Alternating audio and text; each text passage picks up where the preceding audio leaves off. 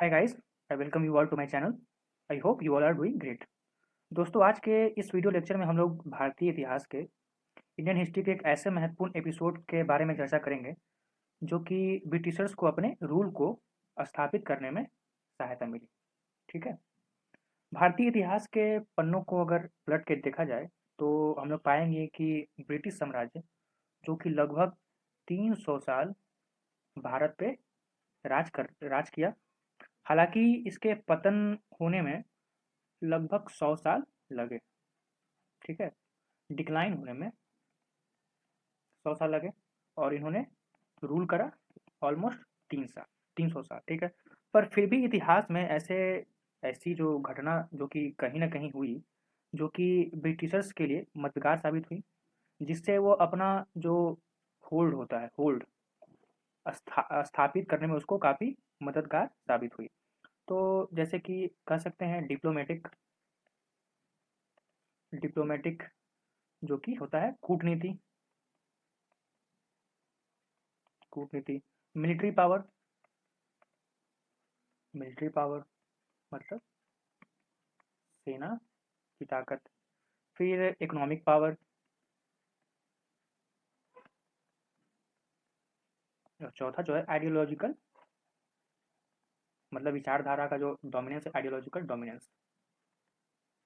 अगर ये चारों पॉइंट पे अगर देखा जाए तो ये चारों पॉइंट जो है कहीं ना कहीं ब्रिटिशर्स को हेल्प करता है भारत पे राज करने के लिए, जो कि 300 साल तक रहा। तो चलिए आज उनमें से एक पॉलिसी के बारे में जानते हैं जिसका नाम है रिंग फेंस पॉलिसी। क्या नाम है? Ring fence policy. हिंदी में बात करें तो इसको रिंग फेंस नीति बोलते हैं। ठीक। सबसे पहले हम लोग इसके बैकग्राउंड को जानेंगे, फिर इसके बाद एवोल्यूशन के बारे में पढ़ेंगे और लास्ट में अंतिम में उदाहरण से देखेंगे कि कैसे ये जो रिंग फेंस पॉलिसी है ब्रिटिश के द्वारा इस्तेमाल किया गया भारत में अपना साम्राज्य को बढ़ाने में। तो चलिए शुरू करते हैं, आज का डिस्कशन जो है शुरू करते हैं। अगर देखा जाए तो ब्रिटिश ईस्ट इंडिया कंपनी जो कि सिर्फ ट्रेड के इरादे से, मतलब व्यापार के इरादे से भारत में आई, पर वक्त के साथ इनके इरादे और साथ ही साथ इनका तरीका भी बदलता चला गया। तो जो कि हमारा जो ब्रिटिश ईस्ट इंडिया कंपनी था वो ट्रेड के तो हैसियत ट्रेड के इरादे से आई थी, with intention of trade. But इसके वक्त के साथ साथ इसका इंटेंशन जो था वो चेंज हो गया। Change in intention of British East India company. ठीक है। तो मतलब कि भारतीय इतिहास में जो है ऐसे बहुत सारी जो घटनाएं हुई जो कि ब्रिटिश ईस्ट इंडिया कंपनी को स्थापित करने में, अपना रूल स्थापित करने में काफ़ी हेल्पफुल रहा, उसके लिए हेल्पफुल रहा। चाहे वो ब्रिटिश ईस्ट इंडिया कंपनी का डिप्लोमेटिक पावर हो, कूटनीति पावर हो या मिलिट्री पावर हो। ठीक है। तो आगे चलते हैं। हम लोग देखते हैं कि 1757 ईस्वी जो कि बहुत प्रसिद्ध है बैटल ऑफ प्लासी के लिए। बैटल ऑफ प्लासी मतलब प्लासी का युद्ध। ठीक है। जो कि किसके बीच हुआ, किसके बीच लड़ा गया? जो कि हुआ बैटल ऑफ प्लासी जो है 1757 का जो लड़ाई जो हुआ, युद्ध जो हुआ, वो ब्रिटिश ईस्ट इंडिया कंपनी के गवर्नर रॉबर्ट क्लाइव और सिराज उद्दौला, बंगाल के अंतिम nawab, last nawab of Bengal, plus French के एलिस के बीच में, फ्रेंच एलिस। ठीक है। तो 1757 का जो बैटल ऑफ प्लासी हुआ वो रॉबर्ट क्लाइव एक तरफ और सिराजुद्दौला अंतिम बंगाल के नवाब और फ्रेंच एलिस के बीच हुआ। तो इसमें 1757 जो 1757 का जो युद्ध हुआ बैटल ऑफ प्लासी, उसमें हम लोग जानते हैं कि जो विजय जो प्राप्त हुई वो ब्रिटिश ईस्ट इंडिया कंपनी को विजय प्राप्त हुई, विनर हुआ ये। ठीक है। जीत गया। तो अगर देखा जाए तो ब्रिटिश ईस्ट इंडिया कंपनी जो है 1757 ईस्वी में जो लड़ाई हुआ, जो युद्ध हुआ, उसमें उन्होंने किसके बदौलत जीता? वो था डिप्लोमेटिक पावर की वजह से। डिप्लोमेटिक पावर की वजह से इन्होंने युद्ध जीता। क्या होता है? कूटनीति की वजह से। ठीक, इसमें ब्रिटिश ईस्ट इंडिया कंपनी का कोई भी मिलिट्री पावर का रोल नहीं दिखा। ठीक है। बैटल ऑफ प्लासी के बाद हम लोग जैसे जानते हैं मीर जाफर को वजीर बनाया गया। फिर उसके बाद मीर कासिम आए, मीर कासिम को भी बनाया गया। लेकिन ये दोनों वजीर का जो रिलेशन था ब्रिटिश ईस्ट इंडिया कंपनी के साथ अच्छा नहीं रहा। हमेशा कुछ ना कुछ डिफरेंसेस आते रहते थे। लेकिन 1757 के युद्ध के बाद ब्रिटिशर्स को, ब्रिटिश ईस्ट इंडिया कंपनी को, जो कि बंगाल में ट्रेड करने की ट्रेड ट्रेड करने की अनुमति मिल गई। तो हम लोग इसको ऐसे लिख सकते हैं, British East India Company got trading rights after battle of Plassey. किसके द्वारा? By Dastak passes.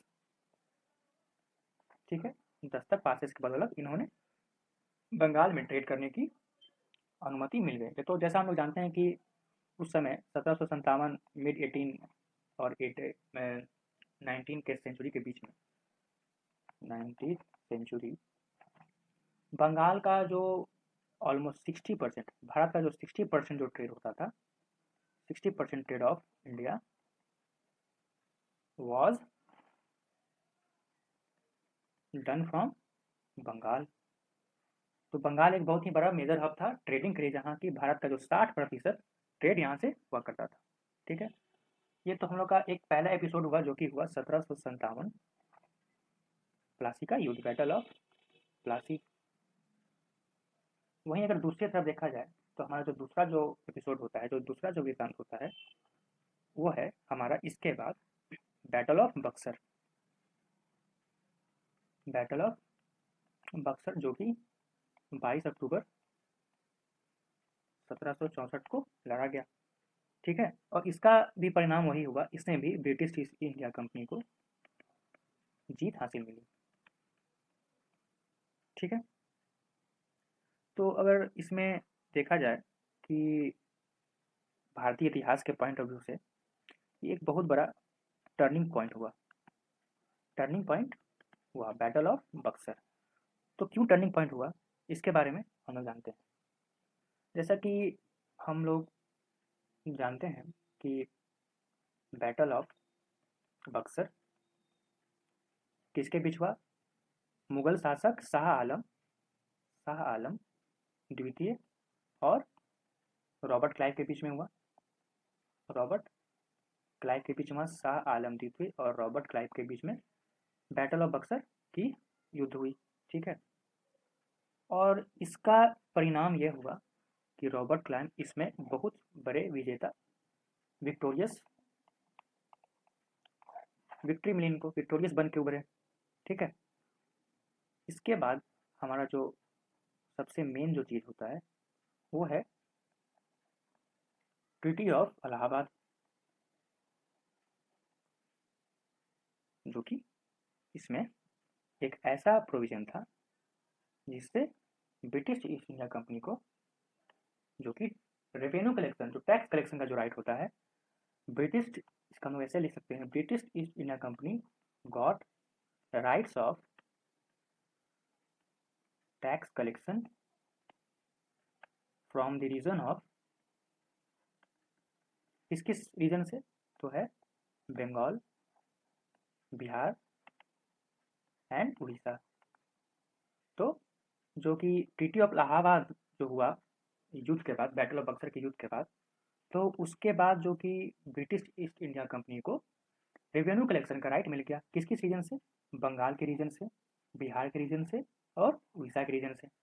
ठीक है, तो यहाँ से जो कि हमारा जो भारतीय इतिहास है, यहाँ से कहानी जो है, जो स्टोरी जो है, वो काफ़ी चेंज हो जाती है। पहले तो उन्होंने दस्तक पास के द्वारा बंगाल का ट्रेडिंग जो राइट होता है वो भी लिया। फिर उसके बाद ट्रीटी ऑफ इलाहाबाद के बाद उनको क्या मिली, टैक्स कलेक्शन का गॉट टैक्स कलेक्शन राइट्स। ठीक है, ट्रीटी ऑफ इलाहाबाद के बाद उन्होंने टैक्स कलेक्शन राइट के जो है वो हासिल करा। तो इसमें हम लोग आगे बढ़ते हैं, अगर देखते हैं तो हमारा 1764 के बाद 1772 में हम लोग आते हैं। क्या देखते हैं, 1772, 1772। इसमें इस साल जो है इंडियन डोमिनियन के सबसे पहले गवर्नर जनरल जो कि थे वैरेन हेस्टिंग ने अपना पदभार संभाला। क्या है, first governor general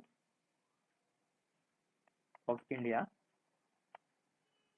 that is मतलब जो थे वैरेन हेस्टिंग। वैरेन हेस्टिंग ने अपना पदभार संभाला। वहीं दूसरी तरफ देखा जाए तो औरंगजेब, जो कि औरंगजेब की मृत्यु के बाद मुगल साम्राज्य का पतन होने लगा था। तो हम लोग जानते हैं कि डेथ ऑफ औरंगजेब कब हुआ, औरंगजेब का जो मृत्यु हुई वो है 1707 में। इसके बाद मुगल साम्राज्य, Mughal rule was started declining. ठीक है, तो मुगल साम्राज्य इसके बाद डिक्लाइन करने लग गया।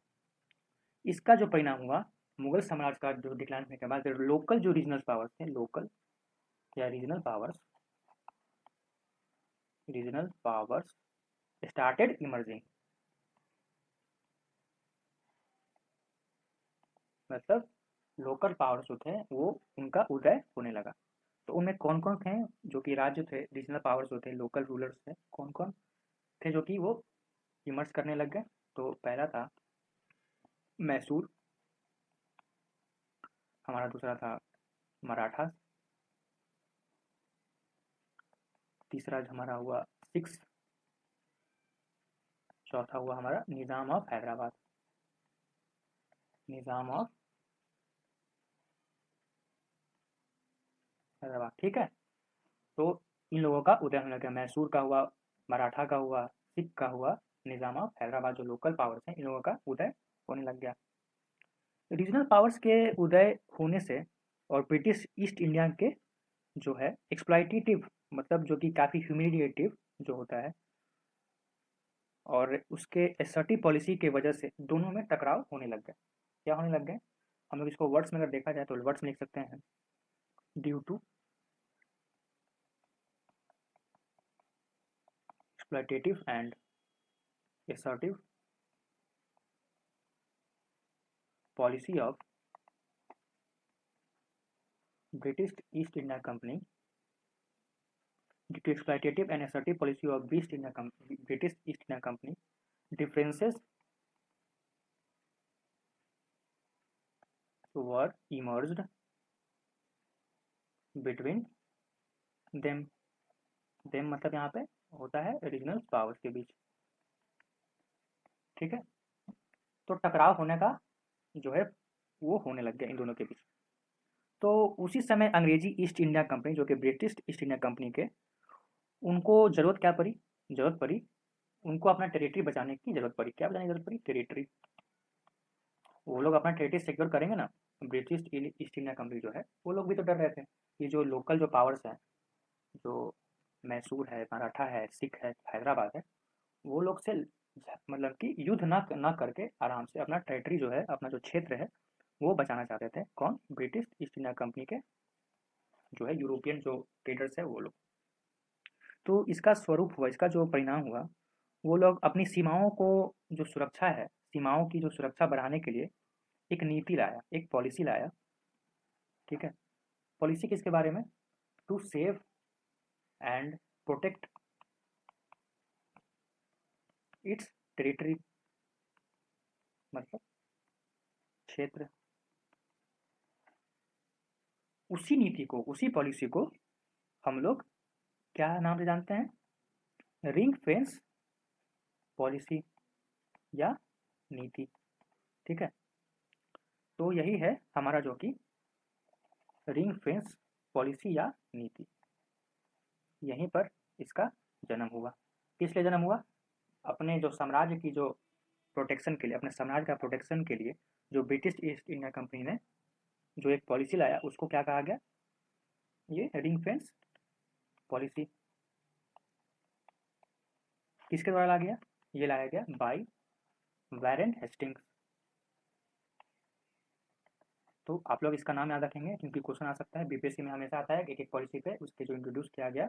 हम लोग 68 के बीपीएससी में भी देखें जो हॉट मैकेजी ने इंट्रोड्यूस किया था उसके बारे में पूछा गया, और इस बार में ये पूछ सकता है रिंग फेंस पॉलिसी किन्होंने इंट्रोड्यूस किया हुआ है? वारेन हेस्टिंग के बारे में।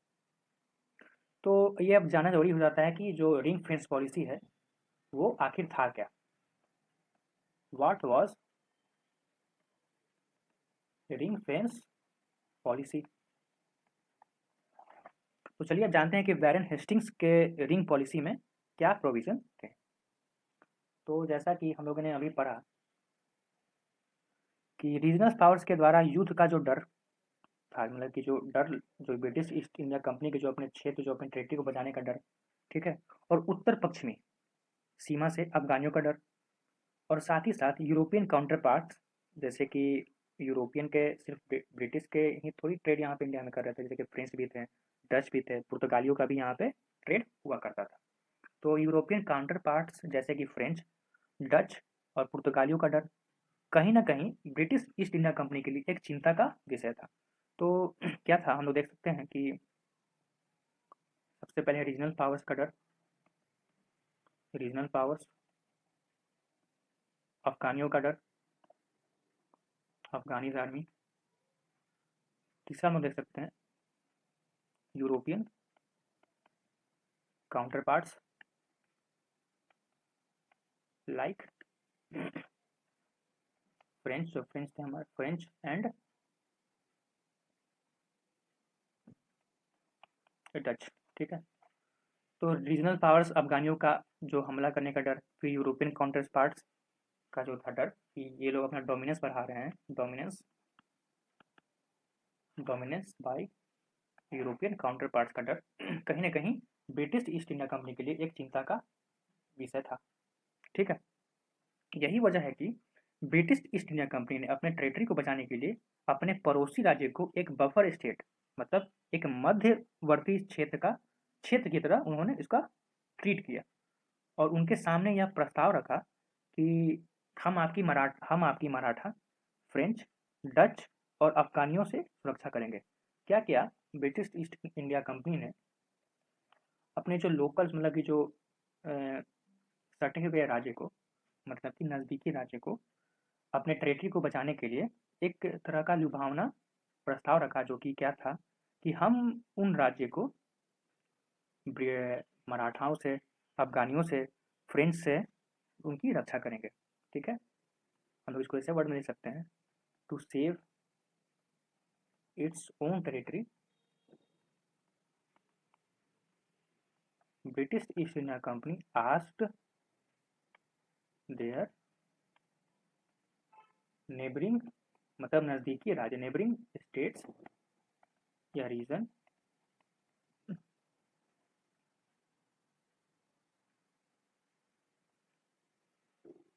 that they will protect them from armies of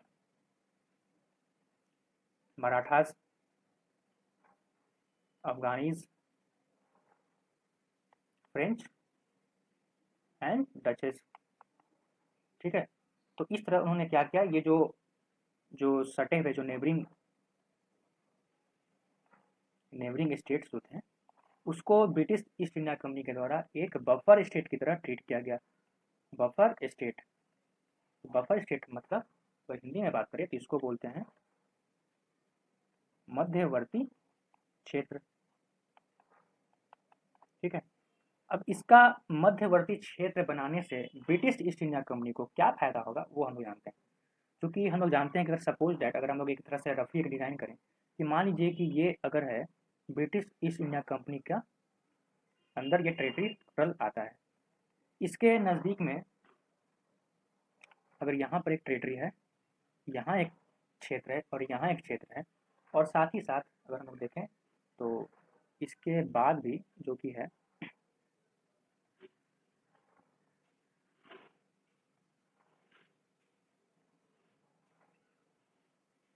यहाँ, यहाँ और यहाँ, ठीक है। तो ये हमारा ब्रिटिश ईस्ट इंडिया कंपनी के द्वारा शासित किया गया जाने वाला क्षेत्र, और ये लोकल पावर्स, ये भी लोकल पावर्स, ये भी लोकल पावर्स, और ये जो है, जो मराठा, मान लीजिए मराठा, फ्रेंच और ये डच, ठीक है। तो अगर मराठा के द्वारा हमला किया जाता है या फ्रेंच के द्वारा हमला किया जाता है या डच के द्वारा हमला किया जाता है, तो ये जो लोकल पावर्स हैं, सबसे पहले इन तीनों मतलब मराठा, फ्रेंच और डच आर्मी को इनके थ्रू होकर जाना पड़ेगा, मतलब इन्हीं सबसे पहले इन लोगों से लड़ना पड़ेगा, तभी जाकर ये लोग ब्रिटिश ईस्ट इंडिया कंपनी को हरा पाएंगे, तब ना जाके वहाँ पे लड़ेंगे। इसलिए ब्रिटिश ईस्ट इंडिया कंपनी का जो रिंग फेंस पॉलिसी था, इन जो नज़दीकी स्टेट को एक तरह से बफर स्टेट बनाया गया, ताकि डायरेक्ट जो हमला इन लोगों के द्वारा, मराठा, फ्रेंच, डच और अफगानियों के द्वारा direct British East India Company के टेरिटरी पर न हो, ठीक है। तो यही था बफर स्टेट, मतलब यही हुआ, बीच का जो एरिया, नज़दीकी एरिया को हम लोग बफर स्टेट एरिया बोलते हैं, ठीक है। इसके तहत मतलब जो था बफर स्टेट के जो पॉलिसी के तहत, ब्रिटिश ईस्ट इंडिया के सोल्जर्स, मतलब soldiers of British East India company, सिपाही जो थे, बफर स्टेट की सुरक्षा करते थे, ठीक है। ये बफर स्टेट जो है, protection done by आर्मीज of British East India company, ठीक है। और इसका एक ये प्रोविजन था कि चूंकि ब्रिटिश ईस्ट इंडिया कंपनी के आर्मीज तो बफर स्टेट के बफर स्टेट का प्रोटेक्शन तो करते थे, लेकिन जो आर्मी मेंटेन करने का जो खर्च होता था, आर्मी को जो भी सैलरी दिया जाता था या जो भी मेंटेन करने का खर्च होता था, वो ब्रिटिश ईस्ट इंडिया कंपनी नहीं उठाती थी।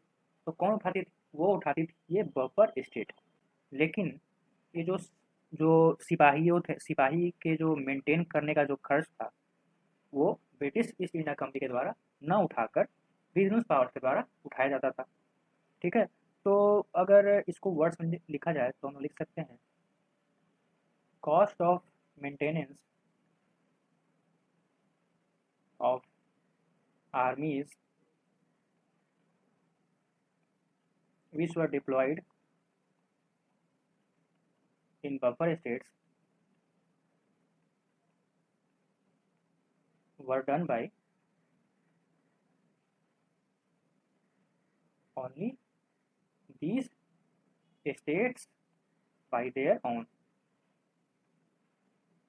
मतलब ब्रिटिश ईस्ट इंडिया कंपनी के द्वारा कोई भी कॉस्ट ऑफ मेंटेनेंस का जो चार्ज था वो नहीं दिया जाता था, सिर्फ उसके बदले वो लोग आर्मी को, सोल्जर्स को डिप्लॉय करते थे। क्यों करते थे? जैसे हमें जाना कि एक बफर स्टेट के तहत वो लोग अपना राज्य खुद प्रोटेक्ट करते थे, बस ये दिलासा देकर के कि हाँ, हम आपकी सुरक्षा कर रहे हैं मराठाओं से, अफगानियों से और फ्रेंच और डच से। तो मध्यवर्ती क्षेत्र जो बफर स्टेट के जो कॉन्सेप्ट है, वो आ जाने से अफगानियों और मराठा और सिख के हमलों का जो डर जो सता रहा था ब्रिटिश ईस्ट इंडिया कंपनी को, वो काफ़ी हद तक कम हो गया, ठीक है।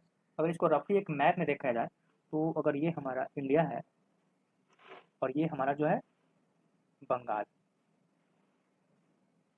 ठीक है, और यहाँ से उत्तर पश्चिमी मतलब नॉर्थ वेस्टर्न रीजन से सबसे बड़ा खतरा जो था वो अफगानी का था, ठीक है। और हम लोग यहाँ पर जानते हैं मराठा, मैसूर, मराठा, मैसूर, ठीक है। तो ये जो खतरा जो ब्रिटिश ईस्ट इंडिया कंपनी को सता रहा था, ये मराठा का यहाँ से आक्रमण, मैसूर का यहाँ से आक्रमण और अफगानियों का यहाँ से आक्रमण।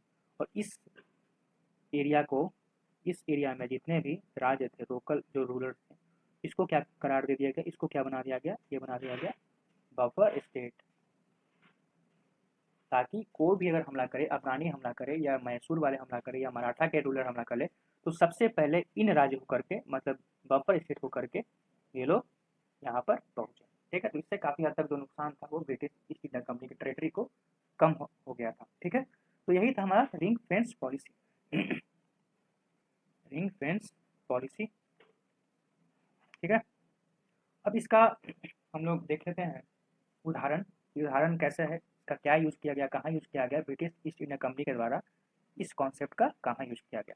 तो चलते हैं, सबसे पहले हम लोग 1775 और 1782 के बीच में फर्स्ट एंग्लो मराठा वॉर हुआ, एंग्लो मराठा वॉर। ठीक है, फिर उसके बाद 1782 में एक ट्रीटी हुई, ट्रीटी ऑफ सालबाई।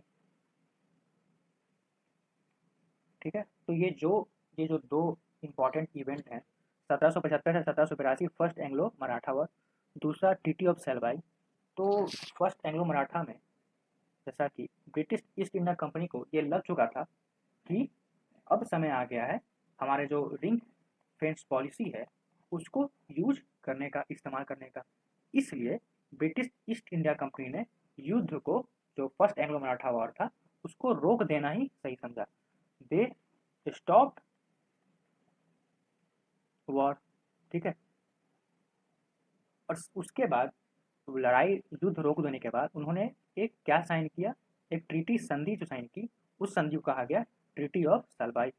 जो कि उसमें यह लिखा हुआ था, उसमें यह एक प्रस्तावना थी कि 20 साल तक, फॉर 20 ईयर्स, वो लोग शांति से रहेंगे। No wars, no wars, peace with peace, मतलब शांति से रहने का प्रोविजन था इसमें। ठीक है, पर जैसा कि हम लोग जानते हैं ब्रिटिश के मन में तो कुछ और चल रहा था। इंटेंशन तो उसका मराठा का पे कब्जा करने का ही था, मराठा पे कब्जा करने का ही था, लेकिन वो लोग मराठा के जो माइट थे, जो आर्मी पावर था उसका, वो लोग काफ़ी ज़्यादा थे, काफ़ी मतलब वास्ट थे in comparison to British East India Company armies. ठीक है, इसलिए उन्होंने युद्ध को रोकना सही समझा और हमारे जो रिंग फेंस पॉलिसी है उसको यूज़ करना सही समझा। ठीक है, इसी के बीच हम लोग जैसा कि जानते हैं कि 1799 1799 में मैसूर जो आता है, मैसूर, उस पर क्या थोप दिया गया, सब्सिडियरी अलायंस, सब्सिडियरी अलायंस। ठीक है, तो subsidiary alliance was imposed on Mysore, जो कि अली वर्दी खान एंड टीपू सुल्तान के द्वारा काफ़ी दिनों तक, काफ़ी सालों तक इसका नेतृत्व किया इन्होंने, मैसूर का नेतृत्व किया इन्होंने। ठीक है, तो सब्सिडियरी अलायंस साइन करने के बाद मैसूर जो है, Mysore becomes a buffer state for Britishers. ठीक है, तो मैसूर जो है एक बफर स्टेट बन गया ब्रिटिशर्स के लिए, जो कि आगे हेल्प करता है मराठा पे विजय पाने के लिए, मराठा पे विजय पाने के लिए। ठीक है, तो हम लोग जैसे कि देखते हैं ट्रीटी ऑफ सलबाई, जो कि 1782 में हुआ, जिसके तहत 20 सालों का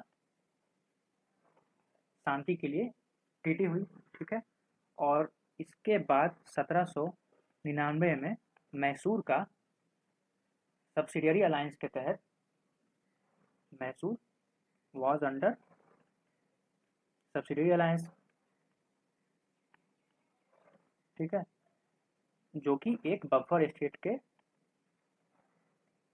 रूप में जाना गया for British East India company, जो कि आगे हेल्प करेगा मराठा पे विजय पाने पे। ठीक है, तो 21 साल बाद आगे देखते हैं हम लोग, इसके 21 साल बाद, मतलब 21 साल आगे चलते हैं, 1903, जो कि सेकंड एंग्लो मराठा वॉर। ठीक है, अब जो सेकंड एंग्लो मराठा वॉर जो हुआ 1803 में, इसमें क्या हुआ, इसमें हुई मराठा लॉस्ट। मराठा के हार जाने के बाद ब्रिटिश ईस्ट इंडिया कंपनी का जो रूल है वो कहाँ पे, जो डर था कि मराठा जो उन पे आक्रमण करेंगे, उन्होंने सबसे पहले तो ट्रीटी ऑफ सलवाई के तहत शांति प्रस्तावना साइन किया। फिर उसके बाद मैसूर को 1799 में सत्याग्रही अलायंस के तहत उसको अंडर ले लिया। फिर उसके बाद 1803 में मराठा को उन्होंने हरा दिया। British East India Company won second Anglo Maratha war. ठीक है, तो इसके इस वे में इस तरह जो उनका जो डर था, मराठा और मैसूर जो कि लोकल पावर्स थे, उनका जो डर था वो खत्म हो गया। ठीक है, और साथ ही साथ हम लोग जैसा कि जानते हैं जो डच थे और फ्रेंच थे, जो ये जो है यूरोपियन काउंटर पार्ट, इन्होंने बैटल ऑफ बेदारा और बैटल ऑफ वांडीवास, ठीक है, क्योंकि battle of Bedara 1759, 1759, battle of Wandiwash 1760 में जो लड़ा गया, किसके बीच, versus armies of British East India Company. इसमें इन्होंने armies of British East India Company defeated armies of Dutch and French. ठीक है, तो ये जो डर था फ्रेंच और डच का डर, ठीक है, फ्रेंच और डच का डर, और साथ ही साथ मैसूर और मराठा का जो डर था वो खत्म हो गया। ठीक है, मराठा और मैसूर का डर खत्म हो गया। तो हम लोगों ने इसका उदाहरण के तहत देखा कि कैसे रिंग फेंस पॉलिसी जो ब्रिटिश ईस्ट इंडिया कंपनी के द्वारा जो लाई गई, वो कैसे रूल स्थापित करने में, अपना साम्राज्य को बढ़ाने में कैसे मददगार साबित हुई। ठीक है, तो हम लोगों ने इस लेक्चर में क्या क्या डिस्कस किया देख लेते हैं। हम लोगों ने सबसे पहले बैकग्राउंड के बारे में जाना, बैकग्राउंड, फिर उसके बाद हम लोगों ने इसको battle of Plassey and battle of Buxar से कनेक्ट करा। ठीक है, फिर हम लोगों ने इसका जो ब्रिटिश ईस्ट इंडिया कंपनी का जो डर था, fear of British East India Company, हम लोगों ने इसको भी देखा, किसके किससे था, locals power, Afghanis, French and Dutches. ठीक है, हम लोगों ने ये भी देखा। हम लोगों ने इसके बाद देखा उदाहरण, एग्जाम्पल, कि रिंग फेंस पॉलिसी जो है वो कहाँ पर यूज हुआ। ठीक है, तो हम लोग इसको एक चार्ट बना लेते हैं, ये आप लोग काफ़ी हेल्पफुल होगा। तो इस तरह से आप लोग इसको कॉपी बना लीजिए। ठीक है, चार्ट के साथ, जो कि आपको काफ़ी इजीली याद हो सके। ठीक है, तो चलिए एक हम लोग चार्ट बना लेते हैं। यहाँ पर एक बॉक्स बनाएंगे और सबसे पहले यहाँ लिखेंगे 1757, उसके बाद 1764, उसके बाद 1772 से 1785। ठीक है, उसके नीचे हम लोग बनाएंगे 1775 से लेकर 1782, एक टाइमर बना लेते हैं हम लोग। ठीक है,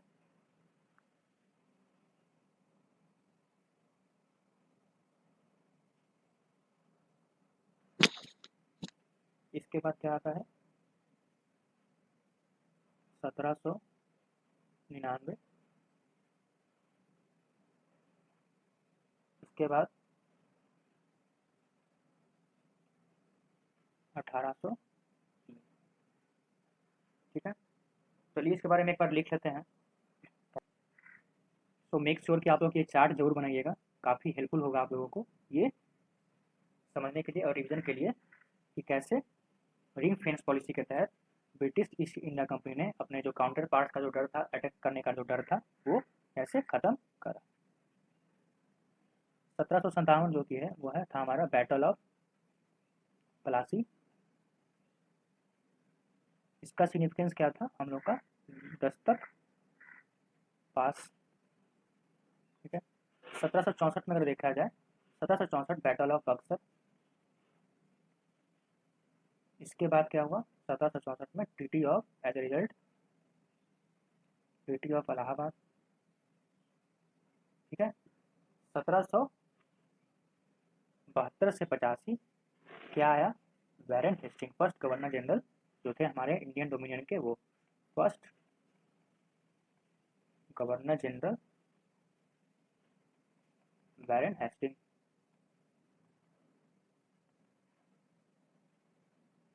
इसके बाद 1775 से 1782 फर्स्ट एंग्लो मराठा वॉर लड़ा गया, एंग्लो मराठा वॉर। इसके बाद क्या हुआ, treaty of Salbai, treaty of Salbai जो कि 1782 में, और इसके तहत 20 साल शांति का ट्रीटी हुआ, संधि। 1799 में सब्सिडियरी अलायंस जो कि इम्पोज किया गया मैसूर पे, subsidiary alliance was imposed on Mysore. ठीक। उसके बाद 21 साल बाद, आफ्टर 21 ईयर्स, 1803 में सेकंड एंग्लो मराठा वॉर, जिसके तहत जो मराठा की हार हुई और ब्रिटिश ईस्ट इंडिया कंपनी ने विजय प्राप्त किया। ब्रिटिश ईस्ट इंडिया कंपनी केम विक्टोरियस। सो हम लोग देखा कि कैसे 1757 का जो एपिसोड है, फिर उसके बाद 1764 जो बैटल ऑफ बक्सर का जो एपिसोड है, उसके बाद 1772 से वारेन हेस्टिंग आते हैं जिन्होंने क्या कौन सी पॉलिसी का यूज किया, रिंग ऑफ फेंस पॉलिसी। ठीक। तो गाइज आज के इस लेक्चर में हम लोगों ने इतना कुछ पढ़ा, चार्ट बनाया। ठीक है। और आई होप कि आपको ये लेक्चर काफ़ी अच्छा लगा होगा और बीपीएससी मेंस के आंसर राइटिंग में ये काफ़ी अंडरस्टैंडिंग जो है आपको काफ़ी हेल्प करेगी। ठीक है। तो आज की डिटेल डिस्कशन जो था हमारा रिंग फेंस पॉलिसी के बारे में था, जो कि हम लोगों ने कम्प्लीटली आज इसको डिस्कस करा। ठीक है। और मेंस के पर्सपेक्टिव से भी इसको देखा। आगे के लेक्चर्स में हम लोग ब्रिटिश ईस्ट इंडिया कंपनी के द्वारा और भी पॉलिसी के बारे में जानेंगे। सो आई होप कि आज का ये लेक्चर आपको बहुत अच्छा लगा होगा। ठीक है। मिलते हैं हमारे नेक्स्ट लेक्चर में। Till then, thank you, take care and